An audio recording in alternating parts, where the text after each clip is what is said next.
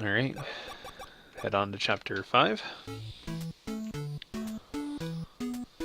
Chapter 5 is, for the first half, pretty straightforward. You just gotta do a fetch quest. So you're gonna hold right out of the gate, and then we're gonna go right to this point here, the second block of the two after the beach, and then hold straight down. Take us right to where we need to go. So the reason we're going this way is we need to get a worm from a guy up here. We'll come back this way later for the actual dungeon.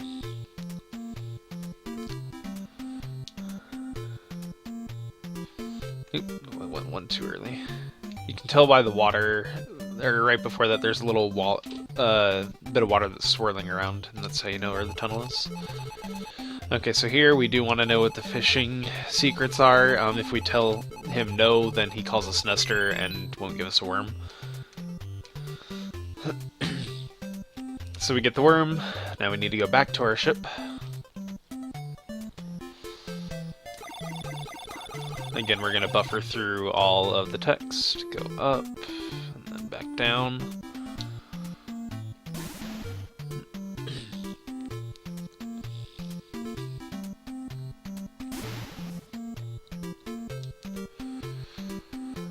Hold straight up.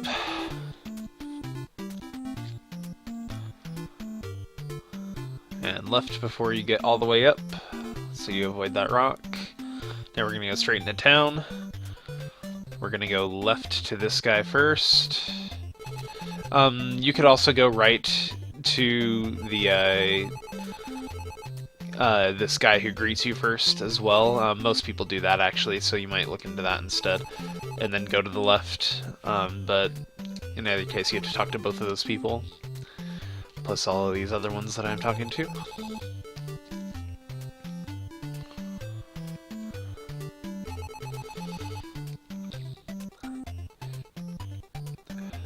And then we are able to go in after we've talked to this set of people. Buffer all the text boxes.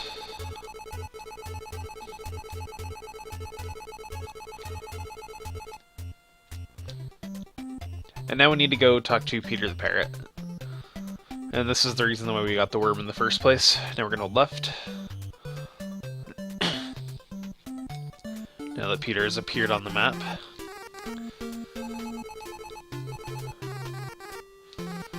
And now he gives us the clue as to what the organ puzzle is in the tower that we're going to go to.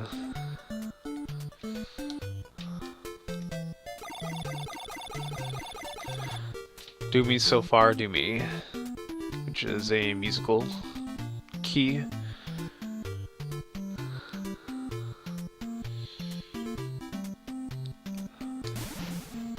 Rather musical key if you figure out that's what it meant by it.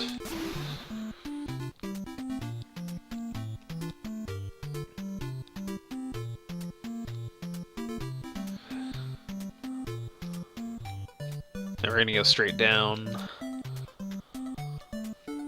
Left and left again. Now the organ puzzle in here is a bit tricky. It is very easy to mess up. If you mess up a single note, you have to exit the tower and come back in. So do, mi, so, fa, do, mi. Like I said, if you step on a single key out of order, including, you know, the last one you stepped on, if you step on any other random key, it will not allow you to pass, and you'll have to exit the tower and go back in order for it to actually work. So it's a little tricky trying to get that down fast without walking onto another one. Okay, so this dungeon is based around traps rather than a lot of enemies like like many other ones are. So in this first room here, we're gonna go up 2 or 3 blocks and then turn right. So it's 2 blocks, and then we kill that bat. It opens the door, and from there you just need to go over to this however you can. The rest of the bats may or may not be in your way, so you have to kill them on the way, depending on whatever pattern they give you on that given run. This next room, we are going to immediately jump down when we get into, so we're going to buffer down in A, then we're just going to jump straight across. Remember to jump across right here or you won't make it in time. And we are going to get these hearts because it'll give us the shooting star. Here we're just going to hold left. We need to jump right here, otherwise we will be hit. You cannot walk past that. We're going to hold up in A, and then in the middle of the jump we are going to hit the metal ball. And again, I buffered all of my inputs right there. It's timed perfectly that the ball will move out from underneath you as you go. Alright, so this next room, I need to go up and avoid or kill this rat here, but I need to go up to the right corner, then hold down, go to the right, kill this guy and go through the tunnel. And in that, I buffered the attack input during that tunnel transition, so we'll go to the left again, kill the bat, and I'll kill the snake on the way down.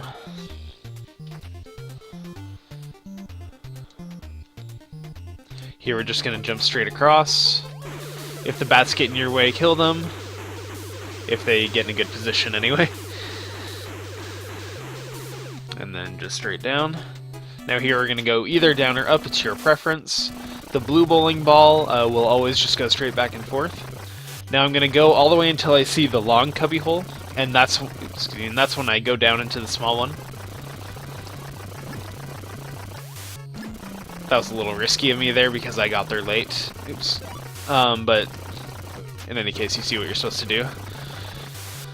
Easy room to get through. Here we hope that the skeletons do not troll us by getting in front of us. They did not here, but they often will like to get in that same lane as you, and they will block your shot towards the snake, in which case you will have to maneuver your way around them and then hit the snake from above or below. So you have to be prepared for that as well. Alright. I keep forgetting that I don't need to do that in this room. Anyway, so we're just going to walk forward, hit this as we go by, hit this one and jump over it, and then time it to where we just have to jump across and down. Okay, here, we need to kill that one. So you're going to go right, left, because you can hit the right one immediately when you enter the room, etc. If you have the shooting star, you can do what I did there. Same with the previous room, you want the shooting star so you can kill everything quickly in one hit rather than two. And you also have the extended range of it. If you do not, you'll have to be prepared to chase things around otherwise. But otherwise, it's not too bad to get through. Here we should have the green bowling ball. We'll just go up here, jump on the switch. There is a skip here that saves half a second, but it is incredibly risky and very easy to die on. Essentially, you stop the green bowling ball before it goes all the way to the right when you're in the middle section, but we're not going to do that. So here, this actually is not a sinking stone section like you would first be to believe from previous levels. Alright, now in this room, we actually have a ghost here. We picked up that scepter, and there he is. Just need to kill him. And go up. We can ignore the big bullies there. Now here, I just need to kill one of these if I have the health for it, and then walk through the other one. If I do not have the health, then I will need to hit both of those and time my way through it.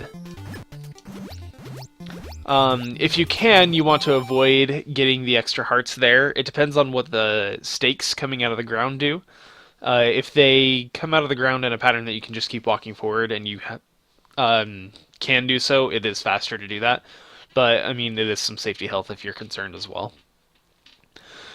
So now, on this next room, there's a couple ways you can do it. I do one way, Zotastone does another. I know that he waits at the beginning of the room. I actually go all the way to the end of the room. So here I'm just going to hold left. Just run all the way straight through, and I'm going to jump straight up, no directional input, and that times it perfectly. Now that hit that I took there is random. It really is rare when it does happen. but you can't control it. It's not a big deal if it happens, though, because you are essentially at the very end of this. Now here we have the red bowling ball. It chases you. So we need to hit it as we run.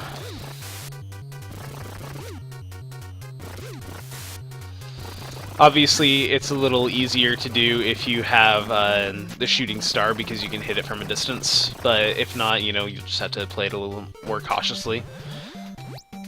So now we need to kill the skeletons, which are just essentially reskinned wizrobes. There you are.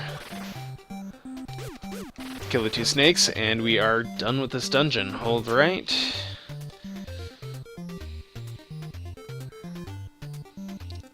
And left. Now we just need to jump on this switch, and we are good to go. Oops. Dungeon 5 is fairly straightforward. It doesn't... like I said, the whole thing it's based around is traps and environmental things rather than enemies. So it makes it really unique versus other dungeons in what you have to do with it. But it's not too difficult to get used to. Just one of the start of the longer dungeons.